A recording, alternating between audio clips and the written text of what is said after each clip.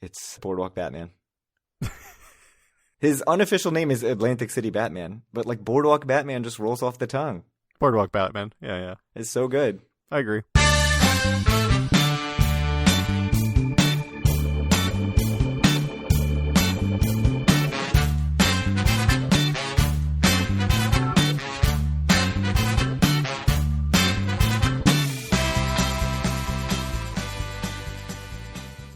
Howdy, it's Monday, November 18th, 2024, and this is episode 241 of Due for a Win, the Atlantic City podcast. I'm Kyle Askin, joined, as always, by Craig Stone. What's good, Craig? The Washington Capitals, question mark? Yeah, maybe. I mean, they were supposed to be bad, but they seem pretty good. I think we may have talked about this already as what's good. Well, you know who's not good? Who's not good? The Ravens. The Baltimore Ravens. I still think they're good. They're very good. I mean, I think they're legitimately a very good football team. They just don't seem like they're going to put it together. So we'll see. So last night, the Capitals won in Las Vegas. Let's tie it to vaguely casino-related stuff. Okay.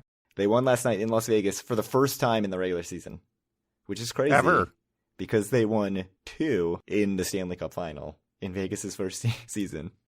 Somebody posted yesterday they won the game, and then they have to fly straight to Utah. And it's like, celebrated Vegas? No, get on plane to Mormon country. Yeah. No, yesterday too. Yeah, can't have any fun in Utah on a Sunday. No. I've been. You've been to Utah on a Sunday? Yep. Nothing to be done. Everything's closed. It's like Bergen County, New Jersey. Pretty much. Yep.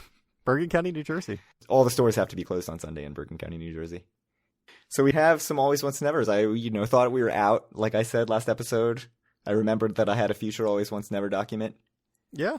The one for today is truly a choice that you will love to make. It looks like a good choice. Some low tier, I will call them, hotel rooms.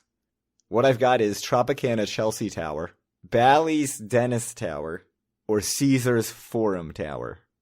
So one of these you have to stay in once. One of these you have to then stay in all the rest of the time. And the other one you gratefully get to throw into the ocean.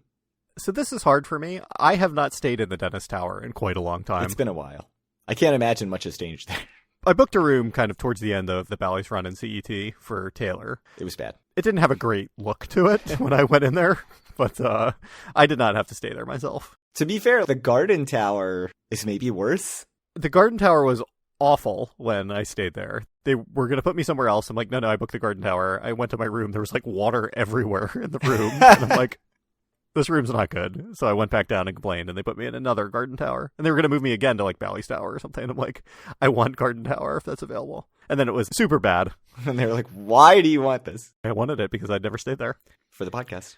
And you paid dearly. I mean, Bally's Claridge Tower was also worse, I think, than the Dennis Tower. So. Oh, it was really bad. I forgot all about that. Oh, that was a very bad tower at the time. I don't know if they've renovated since then, but. People kind of like the Claridge now, I feel like. They do seem to have positive views. But certainly, when we stayed there, it was bad. I mean, people also like the view bar, so people's opinions can't be trusted. Yeah, it wasn't great. It was fine. It was very expensive, I feel like, for what it is. It was expensive for what it was. I agree. So I haven't stayed in the Dennis Tower in a while. I imagine that it's going to be a pretty straightforward Forum Tower always, Dennis Tower once more, Chelsea Tower into the ocean. I don't think there's a room in Atlantic City that would be worse than the Chelsea Tower, honestly. Yeah, I mean, there's some pretty bad rooms, but that one was pretty rough. But I said afterwards, if I'm solo and it's my only option, would I stay there? Probably. But I think it has to go in the ocean. I think this is just such an easy choice. Yeah. The question is between Forum Tower and Dennis Tower. I think for me, the problem with the Forum Tower is I've only ever had rooms facing inside, right. And it is like the sun shining in through my window in all hours of the night. It's just awful. Like if they had good blackout curtains, it would be totally acceptable, but they don't. Yeah, the rooms are renovated. They look fine. Right. It's just like the sun shining in at all hours of the night. I absolutely hate that. But I think it is straightforward. I think you've got to just go Forum always, Dennis once, Chelsea never.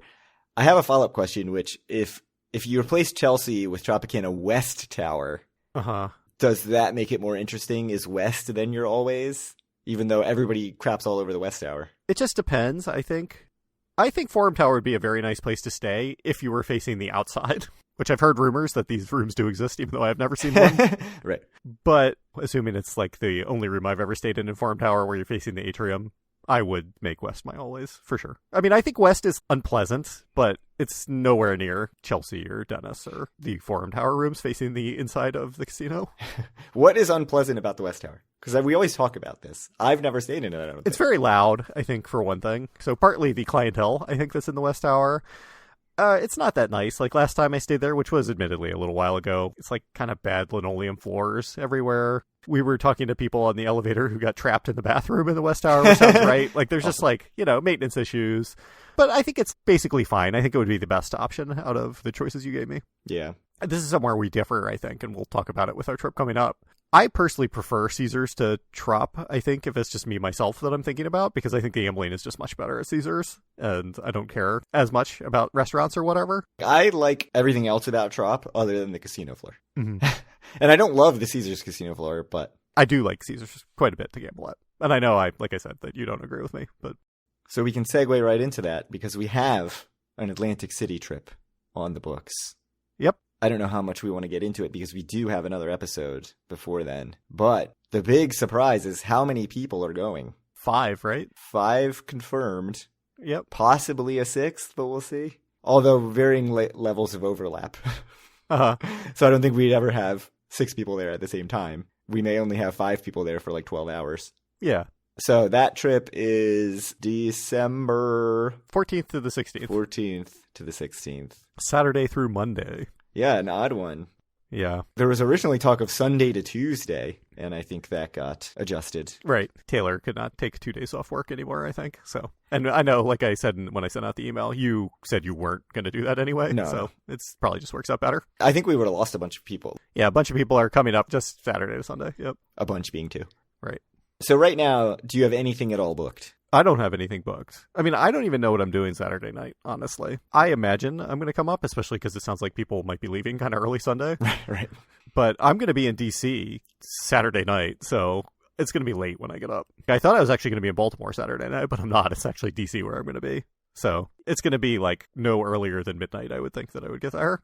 That is late. Yeah, I was thinking you were going to the one in Baltimore that's like 3 in the afternoon. Well, so I am going to 1 and 3 in the afternoon, but it's in D.C., and then I think we're doing dinner afterwards, and then we'll go home, and I'll probably at that point just get the kids down, because it's going to be like 7 by the time we're home anyway. So. Yeah. So I have Borgata booked for Sunday night, and what you had pitched in the email was Boardwalk to Borgata switch. Yep. I get Tropicana and Harrah's comped on Saturday, but those are the only places I get comped on Saturday. Not Caesars? Caesars is $33. I think there's probably, with the group we're going with, maybe it makes sense to stay at Trop even if Caesars is available, just because, for one thing, the people who like gambling, we can do that at Borg plenty on Sunday. That's and true. like, 2, it might be a more entertainment-focused weekend anyway than usual. Yeah, that's probably true. I feel like I haven't stayed in Caesars in a while, so I'm sort of like, ooh, let's stay at Caesars, but... Yeah, I mean, I would certainly be fine with it. I would prefer it, honestly, between the options. It's funny, because it's the only night between December 1st... and New Year's Eve that I don't get comped at Caesars is that Saturday. If you can't get comped, truly, the difference between $0 and $33 is just insurmountable. Yeah, it's infinite, percentage-wise. Except that's not true because you're paying resort fees, so it's really the difference between like $40 and $73. I have the exact same calendar as you. $33. Yep, my only day not comped. Until December 30th. Yeah, Monday the 30th. Same calendar then. Yeah. All right. Could stay in the Nobu Hotel for $158. That's actually... It's an interesting option. kind of a decent price. Yeah. Surely worth it, right? We should do it at some point. Should we? Or is it? Is that in the Ocean Tower? It might be a couple floors in the Centurion Tower. Why am I Googling this right now? You want to know? I thought it was the Ocean Tower. That'll be my official guess, and you can tell me. Centurion Tower's top 3 floors. There you go. All right. 85 rooms and suites. Yeah. On the top 3 floors. 158 is not that bad. No, it's not. Yeah. Considering that Centurion is like 88 or something. Comes with some free Nobu, right? Surely it has to. It's included. Yeah, you just get totally all you can eat. Nobu. Anyway, should be exciting. Hopefully we can get 1 or 2 more people to go, maybe? Yeah, I'd be very surprised. Yeah. I think everybody's said their piece one way or the other. I'll hold out hope for your brother, but we'll see. I'd be surprised, but I have an extra bed, so if he pops in, that's fine. Yeah? We'll have more trip planning to discuss next episode. I have a whole bunch of questions, some of which have been briefly answered. You have a trip report Very surprising stuff. Yeah. I know I posted on Twitter that I was putting together a trip, and I was looking, and I almost went to Italy, but instead I went to Harrah's, Cherokee, which is basically the same as Italy. Italy or hurricane-ravaged Asheville, North Carolina. Yeah. And you went with the latter. Yeah, so I actually did go down there partially to volunteer, which I did for one day when I was down there, which was nice. I mean, it was still pretty rough. I mean, people in town were talking about how they had just gotten water back, like the day before or something. So, I mean, they had electricity back, I think, pretty quickly within a week, maybe, but water was shut off for quite a while. But it seems like things are coming back little by little. I mean, I think there's still plenty of people without water, but there's tons of spotted pots everywhere because of the lack of running water. Was good to go down and spend some money in restaurants and breweries and things down there, though. So what we really want to know about is casino gambling, though. Yeah. We can talk about that. So, like I said, I spent 2 nights in Harrah's, Cherokee, which was a property I wanted to visit for a really long time. And like I said, this was a good reason, as good a reason as any to go down there. How long was the drive? Oh, I don't know. Really quite far. It was probably 8 or 9 hours if you didn't stop and you went down there. I don't know. Didn't you look this up in some past episode to rub it in my face? I think it was like 7.5 when I looked it up. No, I think it's more than that. Interesting. From my house. Google doesn't assume that you're driving 40 miles an hour, which is part of the issue. I am truly the slowest driver in the world, it must be said. I was talking to your brother, who was like very interested because I went on the Tail of the Dragon, and he's like, "Well, is it like dangerous and crazy?" And I'm like, "Absolutely not dangerous for the way I drive, but it was fun." 8 hours, 17 minutes. Oh, that's long. Yeah, that's what it says. So, and yes, I am truly the slowest driver that you've ever met, probably. And I also route incredibly inefficiently half the time as well. How was the hotel at Harrah's? It was nice. I stayed in the Creek Tower, which there's 4 towers there, I think. Creek, Soho, Mountain, and then there's a new, I don't know, maybe it's not new. Maybe it's way far away from all the other towers, though, Cherokee Tower. So I stayed in Creek. It was very nice. My room was very, very pleasant. Nicer than certainly any Caesar's property in Atlantic City. Really? Yeah. Is the casino nicer than any Caesar's property in Atlantic City? Yeah, by far. I mean, I think the only thing that's like even close to the level is probably Borgata, but Harrah's, Cherokee, I think, is like a legitimately very nice casino. I think it's, of all the casinos I visited, which we'll get to, there was 3 of them, the one that's really worth going to if you even don't have other interests kind of in the area, which there's tons of great hiking and Asheville and, you know, other things to do around there. Yeah, I think Harrah's, Cherokee was really, really nice. Definitely worth visiting. It's a big property. There's tons of tables. There's tons of restaurants. Tons of things to do. It's just a big property. How were the gambling minimums, gambling conditions? $15 for the most part. It's not bad. Blackjack was like it is in Maryland. It's like $25 if you want 3 to 2, but there's $10 or $15, 6 to 5, which I recommend people do not play. The only problem with both of the Harrah's, Cherokee properties, which I'll get to, is I did not see any Pai Gow anywhere in either. Oh, weird. And that's like poker or tiles. That's strange. There was Baccarat, but no Pai Gow that I saw. Did you play a ton of slots? I played some slots, yes. I told you I played quite a bit of stadium gambling, and then I played quite a bit of video Ultimate Texas Hold'em as well. How was that? You were sending me pictures of one of the video. Mm-hmm. Yeah, Ultimate Texas Hold'em. I appreciated it. Yeah. For reasons that we will not be named. It was good. It was a $5 minimum. Actually, no, it wasn't. It was a $1 minimum. I don't know who would pay $1 Ultimate Texas Hold'em, but yeah, it was good. It was fun. It was $20 in for a tier credit, which is, I think, like very reasonable for a video table game. I would definitely play $1 Texas Hold'em. That sounds perfect. Why would I play any more than $1 if $1 is an option? I mean, I was playing 5 at it, so I wasn't too far away. It's 5 times as much, some would say. It was fun. Like I said, it was a very, very nice property. It's worth seeing. I think if you're in the area, it's in a beautiful area, beautiful surroundings, like right in the mountains. Yeah, that's it. Like tons of restaurants, tons of other amenities, pool and spa, and et cetera, which I did not do any of that. But if you're in the market for it, it is there. Did you do hiking? I did some hiking, yes. I saw you went nice. to at least one either brewery or beer garden or something. Yeah, so I think most days while I was down there, I went to a brewery or 2. For me, it's like an easy way to check out the area or whatever, and like I can always have a flight and see what's going on and buy some stuff to help the local economy, tip well and do that. But I did one brewery, I think, on Monday when I got down there. I did 2 breweries on Tuesday, which is when I was in downtown Asheville volunteering. So it was nice. And then where to after Harrah's, Cherokee? Wednesday, I got up and left, and I drove to beautiful Murphy, North Carolina, where Harrah's Cherokee Valley River is, which is definitely maybe not as worth seeing if you're not going to be out there for some other reason. I mean, I think it does a bunch of business just because it's the closest casino to Atlanta, I'm pretty sure. But beyond that, it's not too much to see. Comparing it to Perryville is not entirely fair to Harrah's Cherokee Valley River, but it's like not totally dissimilar to Perryville. It's just like a small casino. I do have to say it does have the only that I've ever seen 24/7 Earl of Sandwich in there. What? So, took advantage of that. How many times did you take advantage of that? I mean, I didn't spend the night there. Oh, I you was didn't there say for that. like 3 hours, so only once. But I just drove out. It's about an hour away from Harrah's Cherokee, southwest of Harrah's Cherokee. So I went out and visited. Did actually quite well there. I have to say I did very badly at Harrah's Cherokee. Basically, I lost at everything I did, but I did much better at Harrah's Cherokee Valley River. So that was nice. I'm looking at my calendar for Harrah's Cherokee Valley River, and I don't get any weekend comps, which is very surprising. Yeah, it's much less impressive, too. I mean, it's much smaller, and they're doing a ton of construction right now. It seems like they're expanding it quite a bit, so that might take some room availability off the calendar as well. Yeah, and like you said, maybe it's just a bunch of Atlanta people coming over, Atlanta area.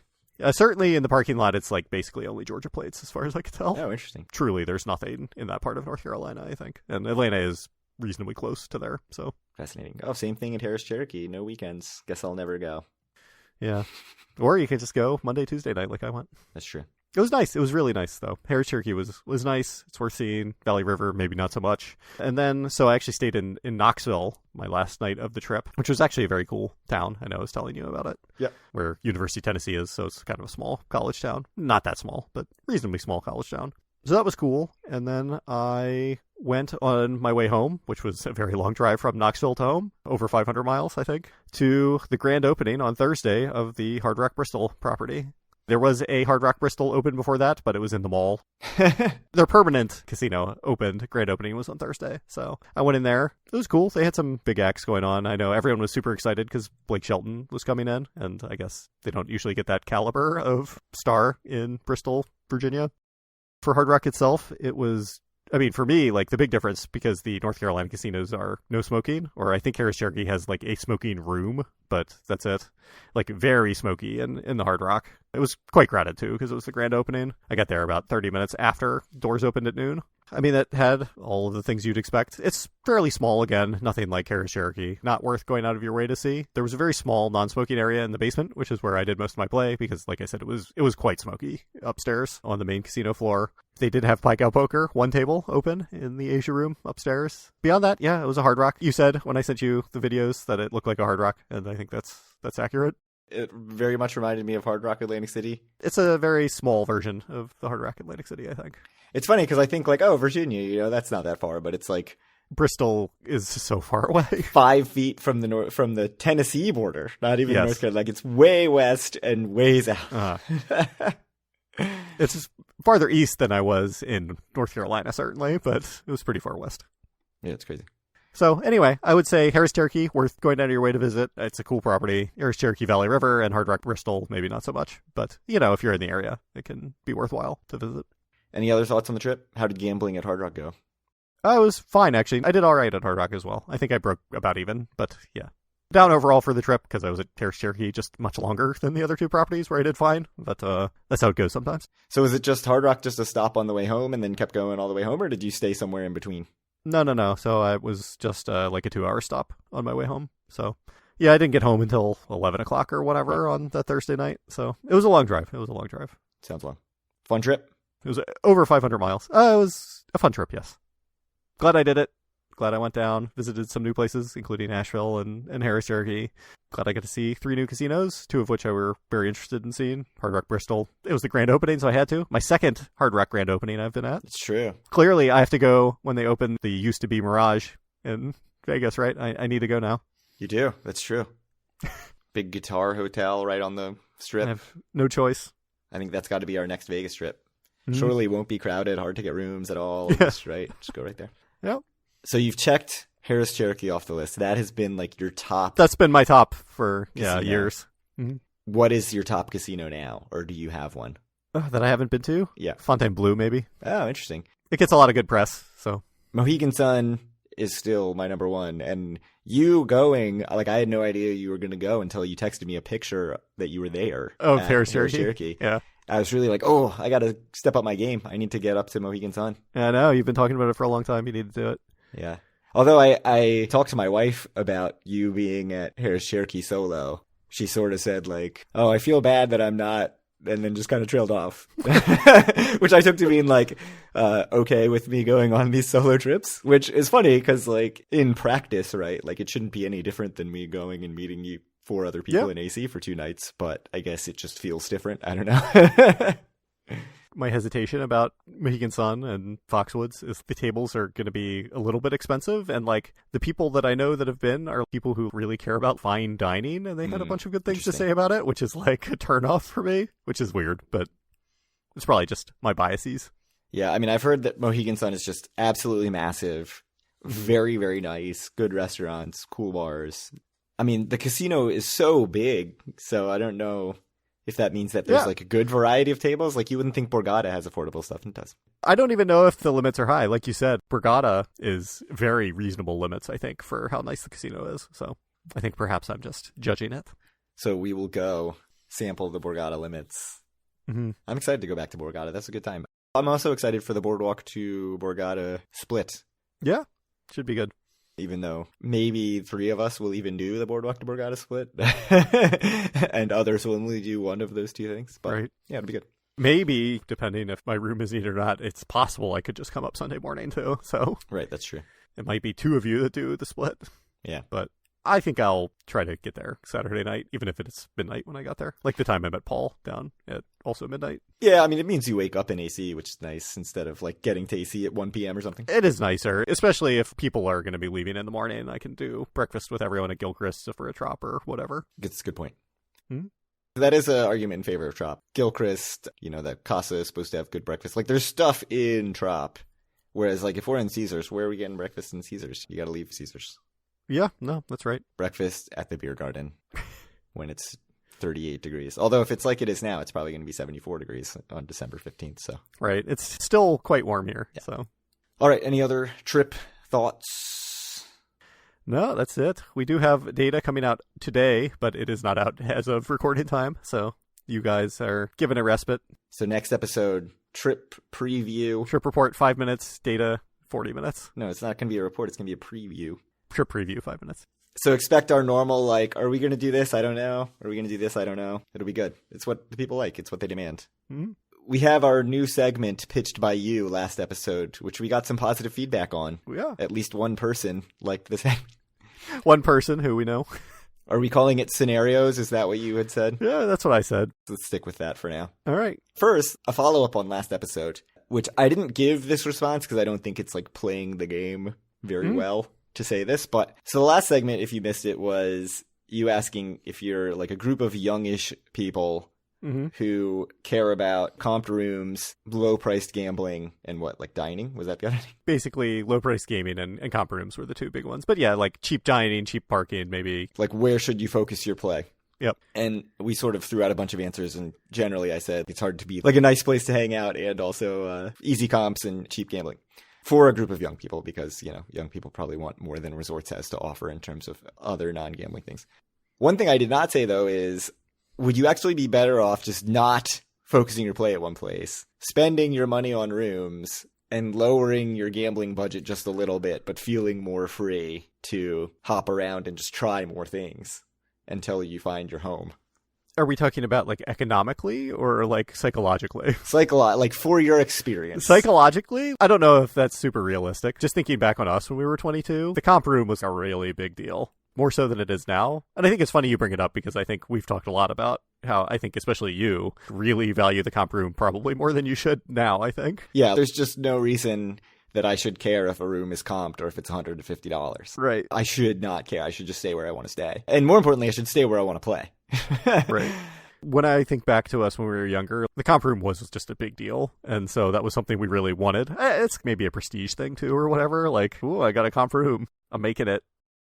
I think when you're, you know, in your mid-20s or early 20s and you don't have that big of a gambling budget to begin with, getting that comped room is like, oh yeah.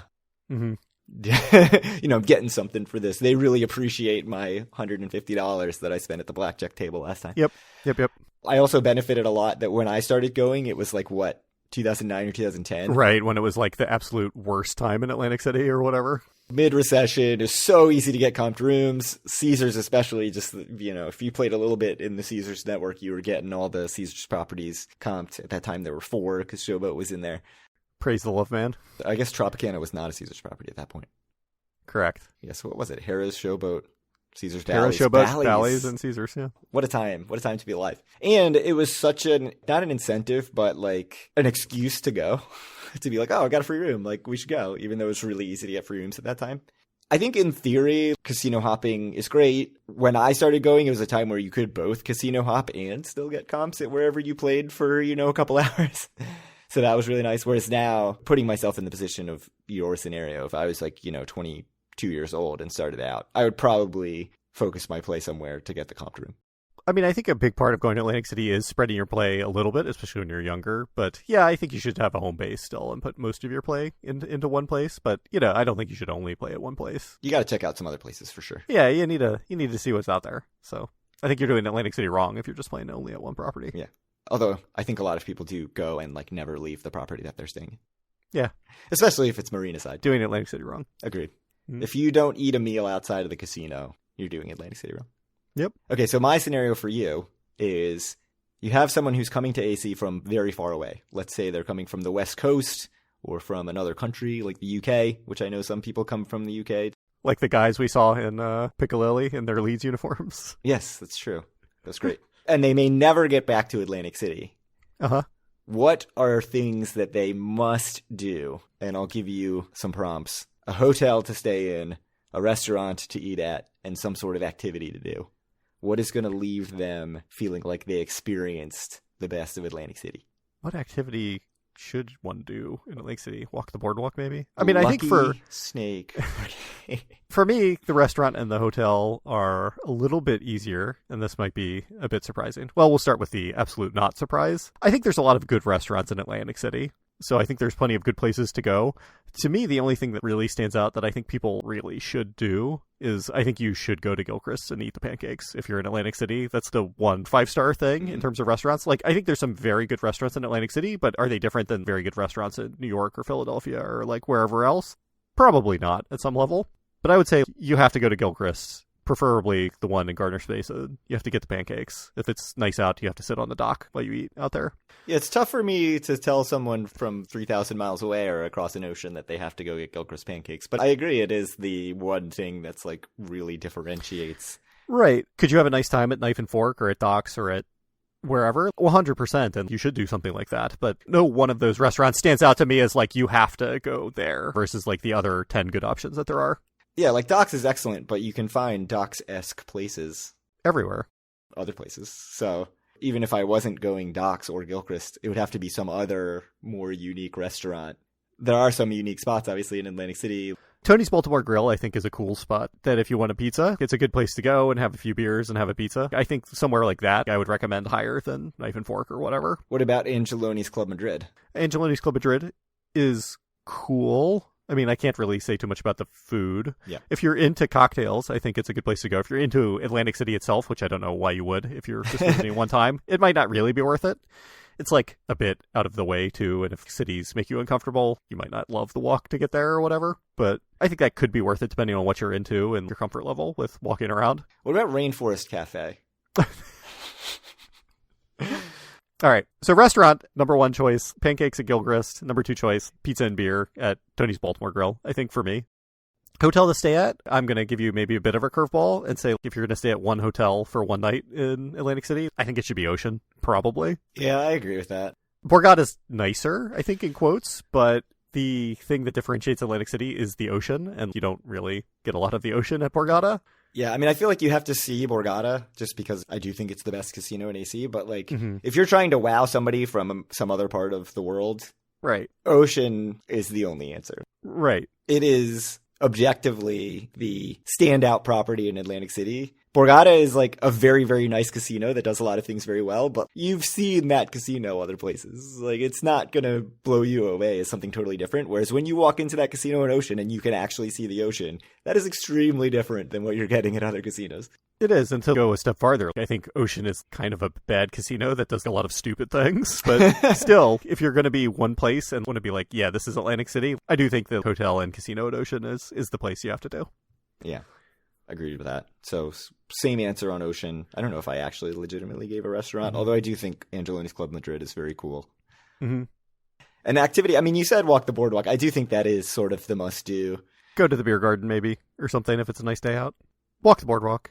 Nothing really stands out as an activity to me other than checking out a few casinos if that's what you want to do. That's what you should do. Just like the normal thing to do in Vegas, I think, is just check out all the casinos, right? Is there anything else you have in sort of your highly recommended list for people who are maybe even only going to AC one time? Gilchrist, Tony's Baltimore Grill, Beer Garden, Ocean, Borgata. I think those are the big ones. Yeah, I mean, I think that's a good list. Like, if you're only going once, you're probably going to spend a lot of time casino hopping and checking out the different casinos. Right, and you should do that. You will probably disagree, but I think popping into Irish pub is interesting. I think it's worthwhyle. I mean, like go sit and get a Guinness. One beer. Make sure you've got a $5 bill with you, and yeah. Because they do not take credit cards there. And get your Guinness. And so, yeah, I think that's a good list. Yeah, I'm happy with it too. We need people to send in scenarios for us. We can't keep making these up by ourselves. We need people to send them in. Send them in. Anything else? I think that's about it. So if you want to reach out to us or any of our other listeners, you can do so to our Facebook group, facebook.com/group/doforwin. Find all of our great content at doforwin.com, but you can't buy a shirt. Reach out to Craig on Twitter at doforwin or me at Kyle Askin, and send Craig questions to doforwin@gmail.com. When are we getting our Blue Sky account, Craig? We have one. I just haven't posted anything. Oh, you have one. I see. Because Yeah. I know you've said that that's what you personally use now, so I didn't know if we should be cross-posting everything. Probably we should, right? I'd never post anything on either, so All right. to cross-post involves the same amount of posting that I'm already doing. I was trying to figure out where all do I need to be for maximum visibility of the Do For Win podcast, which, as you can tell, we really care about. Mm-hmm. And for a little while, it looked like it was going to be Threads and Twitter. I guess X. I don't know. I'm still calling it. Everything I've read about Threads is that it's terrible. But yeah, Threads sucks, man. Like, I have it on my phone. It's just constant notifications about stuff I don't care about. Like, it just makes no sense to me. There is no following in Threads, right? Equivalent. Like, it just will only show you what the algorithm decides you want. It seems that way. Yeah, it's real bad. Decides I want a lot of stuff from people I don't actually follow. Like, that's why I don't use Facebook anymore, because they did that. So Yeah, so I don't know. I'll figure it out. But it definitely seems like there are a lot of people on both of those platforms now, and I don't really want to post to 3 different places, but Mhm. I should probably start doing that in the same diligent manner that I also post all of our podcasts to YouTube. Indeed. Hey, we would get 10, 15 views Yeah. on all this. It's worthwhile. Worth it. The sponsors are coming out of the woodwork. They are trying to get us to... Yeah, what are we hawking now? You sent me an email when I was in Cherokee, but I don't remember what it was. But I was excited because they said they really loved our podcast in a way that was very disingenuous seeming. Some sort of... It's not an energy drink. It's some other beverage. It's supposed to, I don't know, make you smarter or something. Sounds delicious if they're paying us. That's true. That's a good point. Delicious to the tune of dollars in my pocket. Except it never works out where they pay you. No. They just send you products. All right, so we'll be back in a couple weeks with a bit more trip planning and with a side of some October data. And we'll talk to you all then.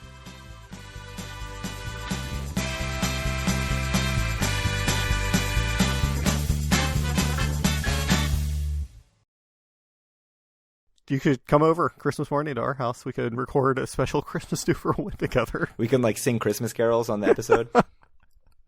It'll be good. Be great. Truly what the people are demanding. I used to listen to a podcast that did all sorts of holiday special themed episodes with games and they write whole stories and act them out, which generally I did not think were their best episodes, but that's just so much effort that I'm sorry, Do For Win listeners. It's not going to happen. I mean, no one wants that. I don't want that. I'd be annoyed if I put on one of my podcasts and it's a special Christmas episode. We're just totally doing an Atlantic City themed version of a Christmas Carol. Right. You don't think people would want that? The Ghost of Christmas Past? Yeah. Who would obviously be Donald Trump, right?